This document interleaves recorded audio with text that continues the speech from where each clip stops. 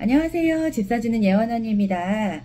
제가 어제 말씀드린 전세 사기 당하지 않는 법 해서 여러가지 팁들을 말씀드렸는데요. 그 중에서 사회 초년생들은 특히 이런 서류를 보는 법을 모르니까 몇 가지 제가 설명을 드릴게요. 그 건축물 대장을 일단 먼저 어디서 봐야 될지, 또 뭘 봐야 돼요, 또 이럴 수 있잖아요. 그래서 건축물 대장 한번 떼볼게요. 일단은 PC에서도 가능하고 모바일에서도 가능한데요. 일단 가지고 있는 핸드폰에서 그 플레이스토어 들어가셔서 정부 24를 딱 누르시면 앱이 떠요. 그럼 설치를 하시고 그 다음에 이제 열기를 누르시면 돼요. 여기까지 간단하죠?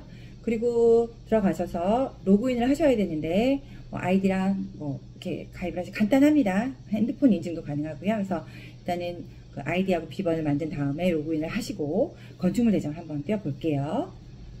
저는 이제 일단은 PC로 한번 해보겠습니다. 정보 입사 먼저 들어가면 로그인을 하고 같이 한번 해볼까요? 아이디 치시고 비번 치시고 이제 로그인 들어갔습니다.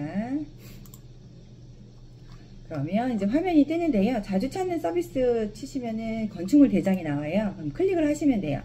그럼 처음에 이제 발급하기 클릭을 하시면 PC에서는 발급하고 열람하고 이렇게 떠요. 우리 굳이 발급 안 해도 되고 그냥 화면만 보는 거니까 열람만 할게요.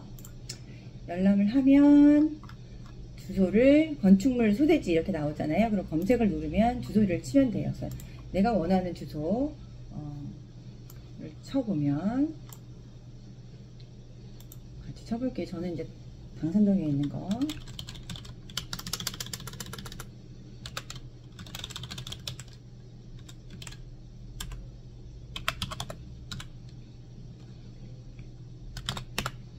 이렇게 쳤어요. 그러면 이제 밑에 보시면은 저랑 같이 움직이시면 검색한 주소가 나올 거예요. 한 건 나올 때도 있고 여러 건 나올 때도 있는데 제일 정확한 집어 누르시고 그 밑에 이제 행정 처리 기간이 나와요. 그걸 한번 클릭을 해 주셔야 돼요.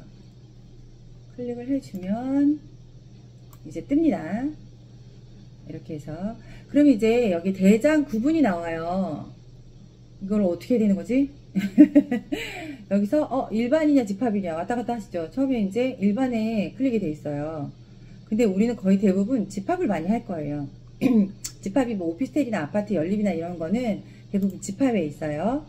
그럼 일단 집합으로 해보고요. 그 다음에 대장 종류가 있어요. 총괄, 표제부, 전유부가 있는데요. 총괄, 표제부 이런 거는 이제 건물 전체에 대한 거 나오고 우리는 그 한 호실이면 되잖아요. 그럼 이제 전유부를 누를 거예요. 그러면 이제 건물 명칭, 동명칭 나오고 호명칭이 나와서 일단 검색을 클릭을 하시면 내가 몇 동이다. 그 동 하나밖에 없으면 하나밖에 안 나와요. 그리고 그 중에서 호명칭 내가 보려는 호실이 몇 호야. 그러면 선택을 하시면 됩니다. 그리고 민원 신청하기가 나와요. 그럼 누르시면 돼요.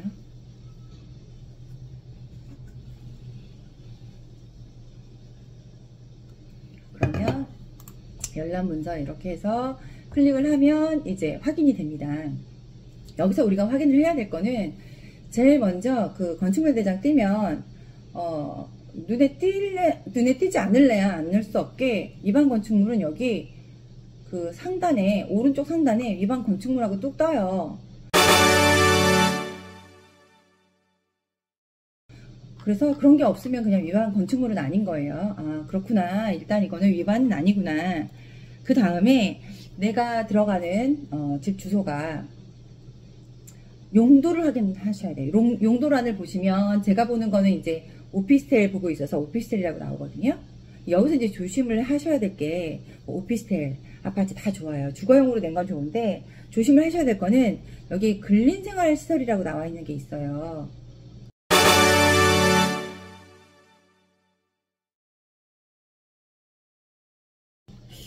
근린생활시설 같은 경우에는 거의 이제 주거용으로 하게 되면은 법적 주차 대수가 나와요. 그래서 그 대수를 맞추다 보면은 주차장 면적을 더 넓혀야 되기 때문에 임차를 맞출 수 없는 경우가 많아서 건축을 할 때 주택 수를 좀 줄이고 나머지를 근린생활시설로 한 다음에 그거를 사무실 용도나 이렇게 쓰지 않고 주거용으로 이제 개조를 해서 임차를 놓는 경우가 많이 있습니다. 지인분이 전화가 오셔서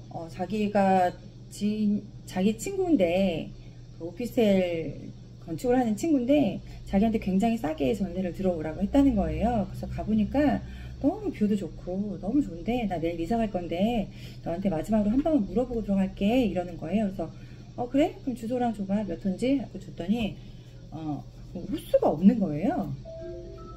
그런 경우가 가끔 있죠. 왜냐면은 그 호수를 다 맞춰놓고 뭐 예를 들어서 뭐 주택수를 뭐 몇 호 미만으로 하든지 아니면 주차 때문에 뭐 어떤 사정인지는 제가 잘 알 수는 없지만 어떤 사정에 의해서 건축주가 거기는 이제 건축물 대장상 호실을 만들 수가 없는 그런 상황이어서 없는 호실에 전세로 들어가라고 그렇게 얘기를 한 거예요. 그래서 그런 거는 조금 조심을 해야 되지 않나. 왜냐면은 이게 나중에 전입도 안 되고 그 다음에 전세보증보험도 들 수가 없고 아무리 싸게 들어가지만 나중에 이게 내가 나올 때 들어올 사람이 있으면 좋은데 어떤 사람이 또 여기도 위험하다고 들어오지 않는 경우에는 내가 그 보증금을 돌려받을 수 있는 방법이 없잖아요. 아무리 지인이라고 해도 쉽지 않아요 그게. 그래서 일단은 그거는 좀 신중하게 생각을 하고 나중에 나오기가 쉽지 않을 것 같다라고 얘기를 했는데 이제 나중에 들어보니까 결국은 거기는 계약을 안 했다고 합니다.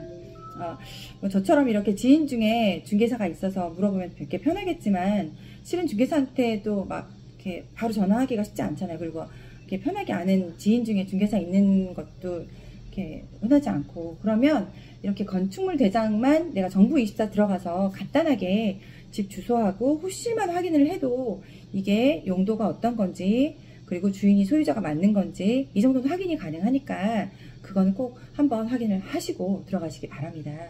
전세자금 작은 거 아니잖아요. 내 재산 중에 어떻게 보면은 그 청소년기에는 청년들한테는 가장 큰 재산일 수도 있어요. 그러니까 건축물 대장 잘 확인하셔서 몇 가지만 잘 확인을 하셔서 들어가시면 안전한 계약하실 수 있으니까 꼭 한번 확인하시고 들어가시기 바랍니다. 감사합니다.